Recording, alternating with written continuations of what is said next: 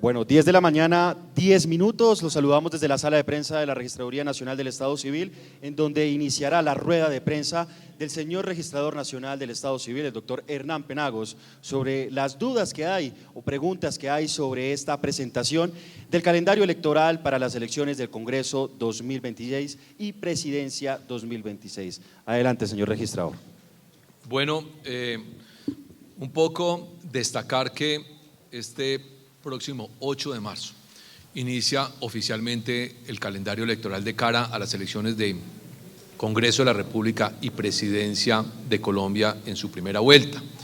El 8 de marzo todas las registradurías, miles de funcionarios de la registraduría en todo el territorio nacional, que es un día sábado, estarán atentos recibiendo a aquel ciudadano que quiera cambiar su lugar de votación, que haya cambiado su domicilio electoral y eso le exija registrarse nuevamente o inscribirse para poder participar en las elecciones venideras.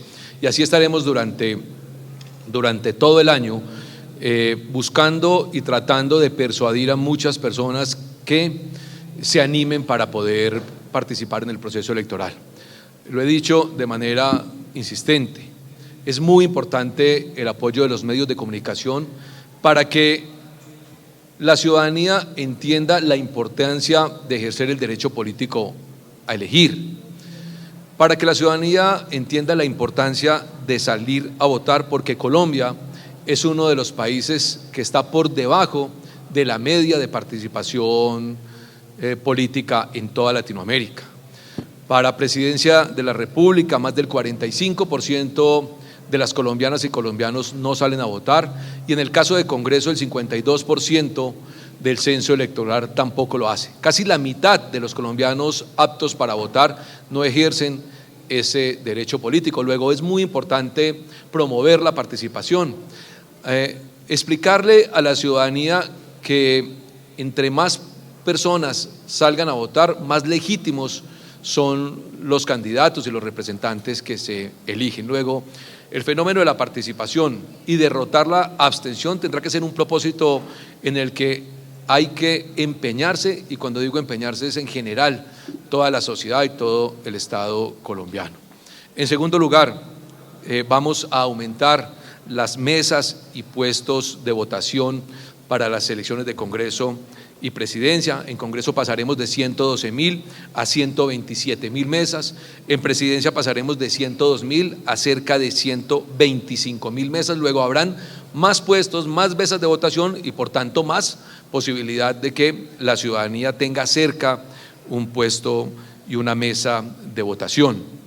El año entrante, como lo he dicho permanentemente, no puede haber ninguna duda de que habrán elecciones en Colombia y que se elegirá Congreso de la República y se elegirá un nuevo presidente del país.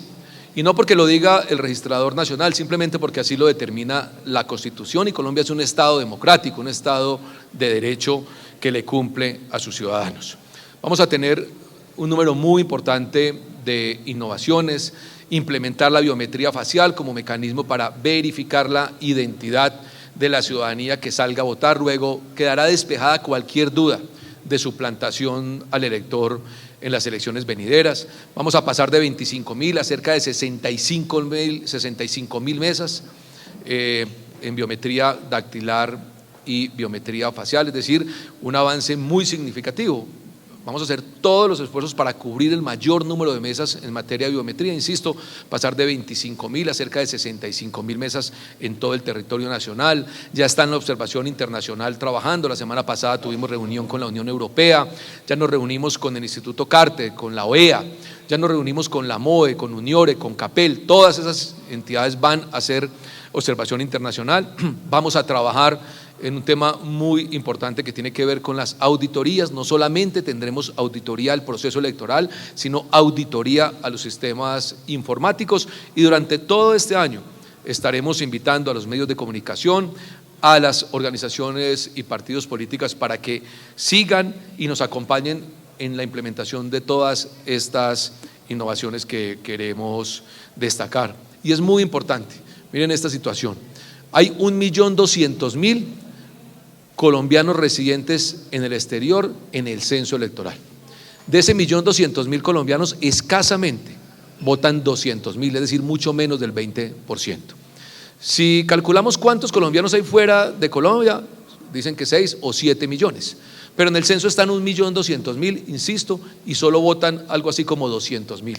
Los connacionales no participan, seguramente tienen dificultades, a veces no se les hace fácil, pues vamos a implementar la inscripción de manera virtual para los connacionales, para todos aquellos y aquellas que viven fuera del territorio nacional. Es decir, van a tener la oportunidad de inscribir su cédula de manera virtual y luego sí, trasladarse el día de las elecciones a ejercer su derecho al voto durante esa semana, porque recuérdese que hoy en Colombia se vota durante una semana completa, me refiero a los ciudadanos residentes en el exterior. Con eso aspiramos a que mejore mucho más la participación de los connacionales y a otorgar, pues obviamente, mayores facilidades a ellos. No es fácil que un ciudadano o ciudadana residente en el exterior tenga que ir al consulado, inscribirse para votar y luego tener que regresar el día de las elecciones a votar. Pues por lo menos ese primer paso de la inscripción lo vamos a adelantar, estamos ya en los próximos días implementando y poniendo a disposición esa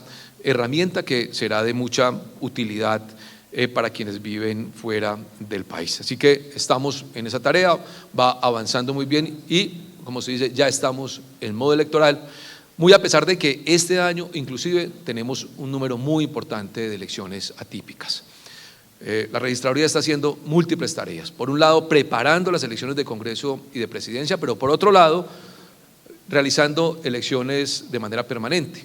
Cerca de 19 elecciones atípicas tenemos que atender este año, ya pasamos las de Putumayo, vienen elecciones en Duitama, en Apartadó, en Nariño tenemos otras elecciones el próximo domingo, así que tendremos jornada electoral prácticamente todo el año. Posiblemente pudiéramos llegar a 30 elecciones por cuenta de demandas que cursan en los tribunales y en el Consejo de Estado, luego será un año muy determinante. Asimismo, el próximo 19 de octubre ya se publicó el calendario electoral, se llevarán a cabo las elecciones de los consejos municipales de juventud. Esas segundas elecciones en Colombia, después de la aprobación de esa ley que reconoce los consejos de juventud por elección popular, el 19 de octubre ya está publicado el calendario electoral, tendremos elecciones para consejos de juventud y se determinó como la última semana de octubre, creo que es 26 de octubre, las consultas internas de los partidos. Este año se fijó como fecha el 26 de octubre para las consultas internas de los partidos. Vamos a estar a la espera de aquí a unos meses a que nos comuniquen cuáles partidos quieren participar de esas consultas y en la medida en que los partidos quieran hacerlo y participarlo, porque es un derecho otorgado por la ley, pues organizaremos un proceso electoral también muy grande para que sus partidos hagan sus consultas internas. Luego verán que son 3 años muy intensos electorales en Colombia. Este primer año, donde tenemos atípicas, consejos de juventud y consultas de los partidos, el año entrante que vendrán elecciones de Congreso y Presidencia y el siguiente año 27 con las elecciones regionales.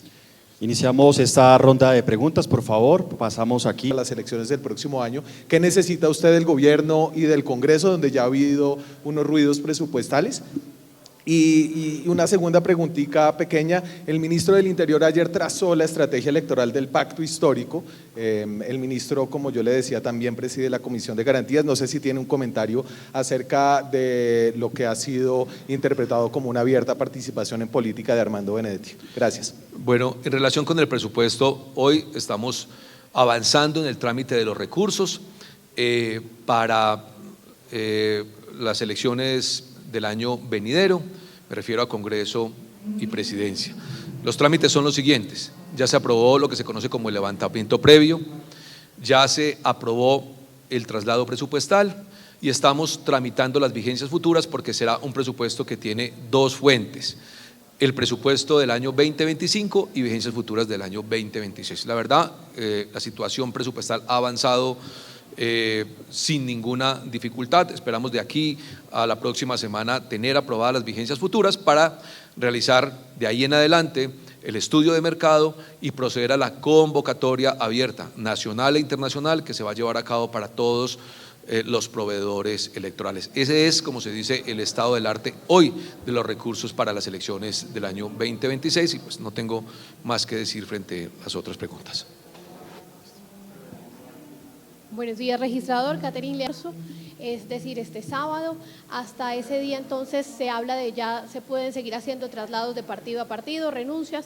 ¿Cómo queda el calendario hablándolo desde el punto de vista de inhabilidades? Y le insisto, era necesario, era importante que estuviera aquí el ministro del Interior. Bueno, todas las ministras y los ministros de despacho fueron invitados a la presentación del calendario electoral.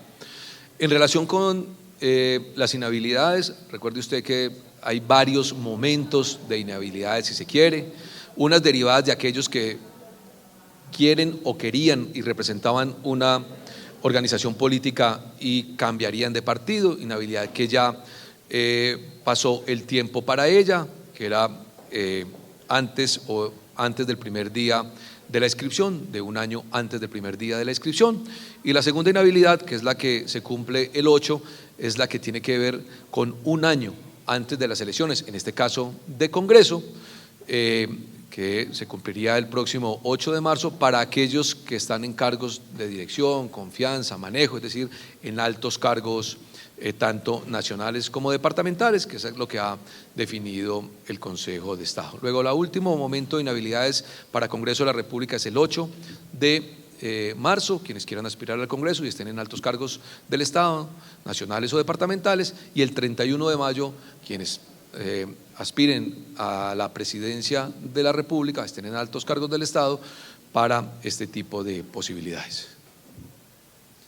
Señor En relación con la cobertura de biometría, recuerden ustedes que hasta las últimas elecciones la biometría ha sido exclusivamente dactilar y se han cubierto algo así como 25.000 mesas. Con la implementación de la biometría facial aspiramos a llegar a cerca de 65.000 mesas, es decir, de 123.000 mesas, un poco más de 65.000 mesas serán las que tendrán cobertura por biometría facial. Vamos a hacer todos los esfuerzos para seguir aumentando ese guarismo, es decir, tratar de cubrir el mayor número de mesas. Obviamente, esta biometría estará ubicada en los lugares donde más alertas tenemos de posibles suplantaciones al elector. Luego, sin duda, será una gran herramienta que va a despejar cualquier duda de suplantación al elector en las próximas elecciones. Escúcheme, recuérdeme la primera pregunta.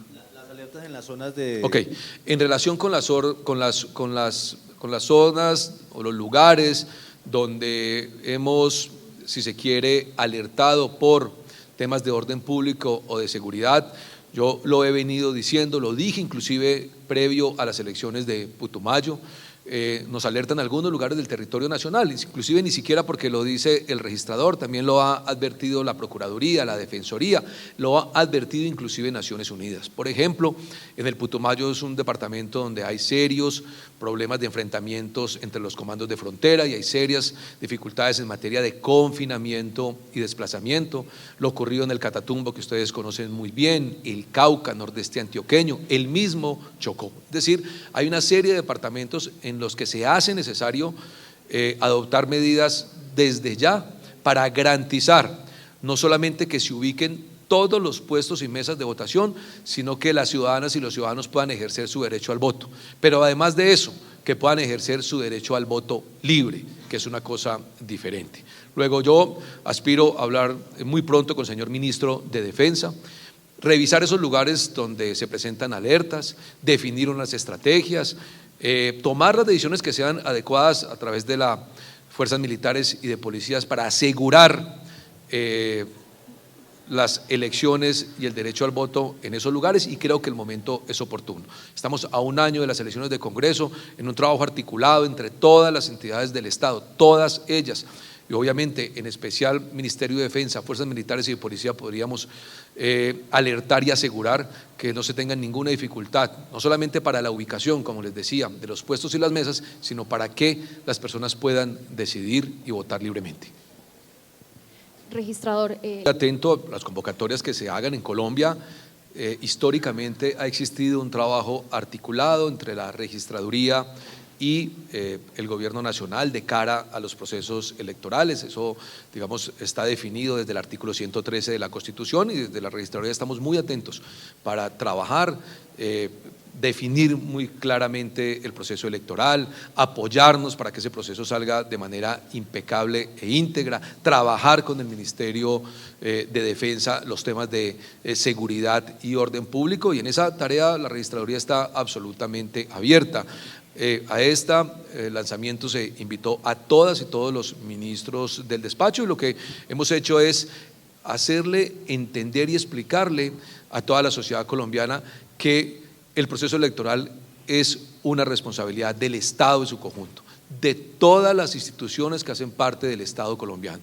La registraduría organiza, administra y dirige el proceso electoral, pero son muchas otras variables que hay que tener en cuenta, como la participación en política de servidores públicos, como la inversión de recursos del Estado en campañas electorales, como la comisión de delitos electorales de los que habla la ley 1864. Todas esas circunstancias corresponden a otras entidades, muchas de ellas que nos acompañaron hoy en este lanzamiento y en esta presentación. Luego, en la medida en que haya trabajo articulado y en equipo, sin duda vamos a tener unas elecciones garantes, unas elecciones transparentes, y en ese propósito estamos trabajando. De hecho, todas las innovaciones que hoy estamos aquí presentando pues van en pos de eso, de ganar mucha más confianza en las colombianas y los colombianos, de que entiendan que el proceso electoral es impecable y que los miles de funcionarios de la entidad están trabajando con toda determinación para que los colombianos tengan claro que el próximo Congreso y el próximo presidente de la República será aquel que elijan la mayoría de los votantes. Registrador María Camila Rodas. Bueno, hoy con el Consejo Electoral no hay ninguna discusión, mucho menos en materia de competencias. Las normas electorales en Colombia, el Código Electoral, la misma Constitución de Colombia y las últimas sentencias de la Corte Constitucional claramente definen los linderos de una u otra entidad. El Consejo Electoral ha venido solicitando al gobierno recursos adicionales para sus tareas misionales. He escuchado que aquellas referenciadas con los software para testigos electorales, para hacer seguimiento a la publicidad electoral, para la rendición de cuentas, que son sus tareas como órgano de inspección y vigilancia de las organizaciones políticas. Y está bien que busquen recursos para poder prestar un mejor servicio y hacer una tarea mejor. Luego, aquí no tenemos, digamos, contratiempo alguno. La registraduría administra y dirige el proceso electoral en todas sus etapas, y es lo que hemos venido haciendo, como lo hicimos hace unas semanas en Putumayo, y lo hemos hecho en todas las elecciones atípicas que se han llevado a cabo, como las que se llevarán a cabo hacia el futuro. Luego, aquí de lo que se trata es de trabajar de manera articulada. El Consejo Nacional Electoral hace parte de la organización electoral y siempre tenemos cosas en común que trabajar, todas tendientes a que se garanticen unas elecciones transparentes para el año 2026. Claro que lo va a hacer, como ya lo hizo en el Putumayo, el preconteo, la divulgación, los jurados, la capacitación, los resultados, el software de escrutinio, la logística electoral, los cubículos, el transporte, todo esa logística la hace la registraduría, insisto, la ha venido haciendo históricamente en los últimos 40 años, la ha llevado a cabo desde las elecciones atípicas que se han realizado desde el año pasado, se han llevado a cabo en las pasadas elecciones de Putumayo y se seguirá llevando a cabo en todas las elecciones que vamos a hacer este año, incluyendo las elecciones nacionales. Así lo define la ley y así lo define la Constitución y lo ha reiterado la Corte Constitucional. Registrador, mucho gusto. Bueno, yo lo he dicho de manera permanente y eso es una tarea, una asignatura, si se quiere, del Estado colombiano. Cerca de 1 millón de colombianas y colombianos hoy en el país no tienen registro civil, tarjeta de identidad o cédula de ciudadanía. Muchos de ellos mayores de edad, de 20, 30, 40 años. La registraduría viene desde el año pasado haciendo una tarea intensa en los lugares más apartados de Colombia, buscando a esas personas que hoy no tienen documento de identidad, es decir, que no tienen el derecho político y que mañana tampoco podrán ni siquiera ejercer su derecho al voto. Hemos hecho más de 3.000 jornadas de identificación, más de 150.000 personas identificadas y seguimos trabajando en eso. Vieron ustedes de pronto el caso, dentro de muchos de ellos, de un par de gemelas de 19 años que nunca en su vida se habían registrado ni tenían su cédula de ciudadanía, que tuvieron hijos y tuvieron que registrar sus hijos a nombre una de la abuela porque no tenía documento de identidad y nunca tuvo la oportunidad de registrarla, no tuvieron capacidad de entrar al colegio. Otro, su hija la registró solamente al nombre del padre, su madre ni siquiera pudo registrarla porque no aparecía con registro civil ni tarjeta de identidad. Son hechos dolorosos que muestran esa Colombia que a veces nosotros no creemos que exista. Luego, la tarea de identificación es una tarea y un propósito en el que estamos empeñados todos los días, porque eso también aumenta sin duda el censo poblacional y obviamente el censo electoral en Colombia, y hay que trabajar fuerte. En segundo lugar, las cifras de abstención, como les decía, son muy altas en el país. Colombia, de aquellos países donde el voto no es obligatorio, es de los países donde menos ejerce ese derecho la ciudadanía. Y aquí los medios de comunicación son determinantes para hacer que las colombianas y los colombianos salgan a votar y entiendan que entre más personas voten, más legítimos son los gobernantes. Luego vamos a trabajar muy fuerte, como les decía, vamos a crear equipos móviles que estarán en las calles de Colombia. Ya no el ciudadano yendo a una registraduría, porque da mucha pereza ir a una registraduría. Nadie se levanta por la mañana desprogramado a decir me voy para la registraduría a sacar mi registro civil o mi cédula de ciudadanía. No, no es un lugar donde uno vaya si no tiene una necesidad apremiante. Luego nosotros vamos a tener equipos móviles que van a estar en estadios, iglesias, parques, zonas industriales, porque hay dos propósitos. Uno, que aquellos colombianos que cambiaron su domicilio electoral, ejemplo, vivían en Cali, viven en Bogotá hace años y nunca se han inscrito, deben inscribirse para poder votar en la ciudad de Bogotá, poniéndolo a modo de ejemplo para que se inscriban y actualicen su domicilio electoral. Y el segundo, y muy importante, que ojalá las personas se inscriban en un puesto de votación que les quede cerca a su residencia o a su trabajo, que no tengan que tomar un transporte para salir a votar, sino que caminando puedan ejercer su derecho y con eso no tengan excusas para no votar. Luego, aquí el tema de la participación, si se quiere, es el tema más importante en el que deberíamos empeñarnos todas y todos de cara a las elecciones del año entrante.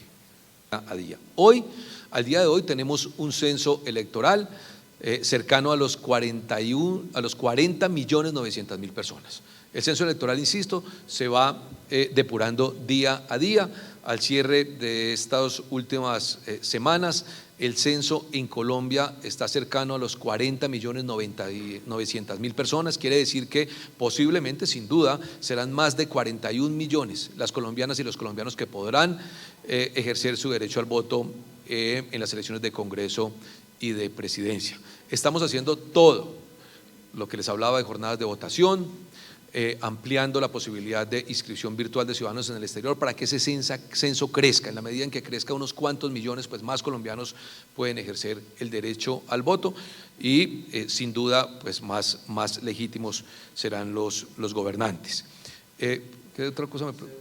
En relación con la cédula digital, sin duda la cédula digital es un documento válido en Colombia, no solamente para ejercer el derecho al voto, sino para identificarse ante cualquier entidad pública o privada. La cédula digital es un documento válido porque así lo determina el Estado colombiano y porque así lo han definido las normas en el país. Luego puede, sin duda, salir y ejercer su derecho al voto tanto con la cédula amarilla, que todos conocemos, como con la cédula digital, en cualquiera de sus modalidades, a través de aquella descargada en el teléfono celular, como el soporte físico de esa cédula digital.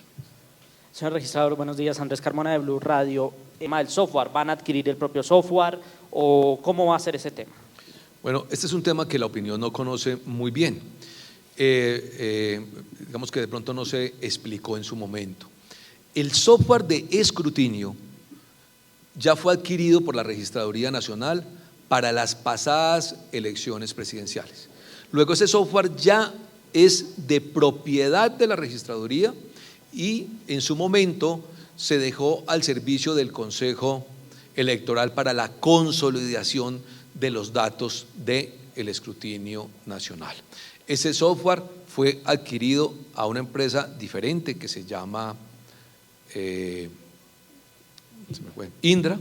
Ese software fue adquirido a la empresa Indra y hoy se encuentra ese software en cabeza de la registraduría para el servicio del Consejo Nacional Electoral en su proceso de escrutinio y consolidación, y solo se hace necesario acudir a la empresa que lo suministró para que lo actualice. Luego, ya existe un software que, bueno, mañana o pasado mañana podrá tomarse otra decisión, pero es bueno destacar que esa herramienta tecnológica fue adquirida hace ya 3 años largos y que la empresa Indra lo suministró, y frente a él fue que se llevó a cabo todo el proceso de consolidación de las elecciones nacionales, no solamente de Congreso, sino de Presidencia de la República, por un lado.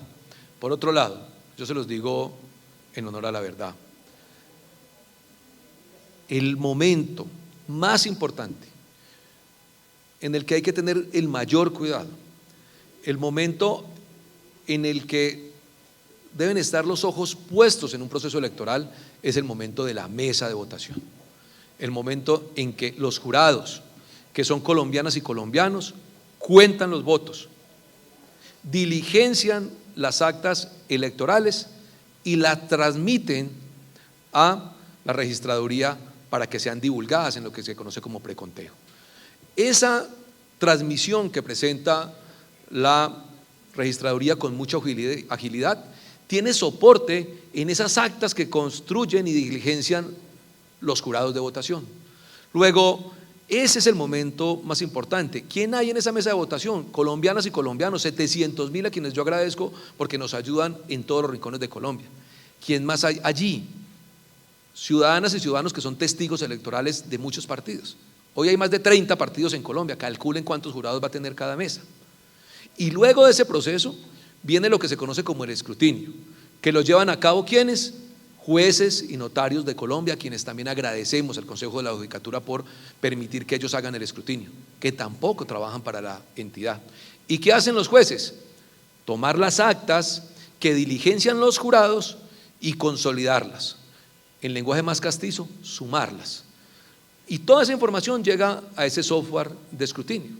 Luego, si se quiere, el momento más importante es ese, el del acta. Esas actas, 720.000 más o menos para Congreso y 360.000 para Presidencia de la República, serán publicadas todas ellas. Serán digitalizadas y publicadas y cualquier persona puede mirarlas y comparar el resultado de esa acta que diligenciaron los jurados con los resultados que publique la registraduría, y esos datos deben ser exactos. En el vecino país, ¿qué ocurrió? Que no se publicaron las actas. Luego, ese verdaderamente es el momento más importante para garantizar transparencia de las elecciones. Por eso estamos nosotros dedicados a que la mesa de votación y el conteo de mesa sea impecable y a que se publiquen todas las actas. Ustedes, los medios de comunicación, van a poder acceder con mucha agilidad a las actas para que comparen y adviertan también si hay algún error. Ese es, insisto, el momento más importante, y esas actas estarán a escrutinio de toda la población en Colombia y en el mundo, si se quiere.